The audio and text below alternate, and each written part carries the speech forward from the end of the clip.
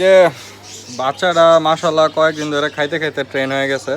আজকে মুরগির টুকরাগুলা কুচি কুচি করে ব্লেড দিয়ে কাইটা আমরা হালকা একটু পানি মিশাইলাম, যাতে ওর পানির চাহিদাটাও পূরণ হয়, খাইতেও সুবিধা হয়। এখন দেখাই যে নয়ন ভাই খাওয়াইতেছে এখন। এই খা, দেখছেন পুরো ট্রেন হয়ে গেছে এখন হয়। ও মাশাল্লাহ মাশাল্লাহ মাশাল্লাহ, কত সুন্দর করে খাইতেছে দেখেন। ছোটো ছোটো টুকরা ওর মুখে দিলেই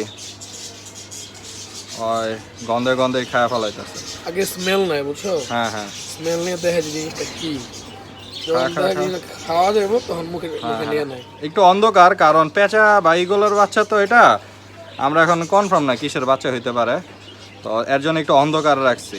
কারণ এরা তো অন্ধকারে থাকে, আলো বেশি দিলে বা ফ্ল্যাশ জ্বালাইলে অসুবিধা হবে, চোখে সমস্যা হবে। একটু অন্ধকারের ভিতরেই দেখেন কিভাবে খায়। মাশাল্লাহ মাশাল্লাহ মাশাল্লাহ।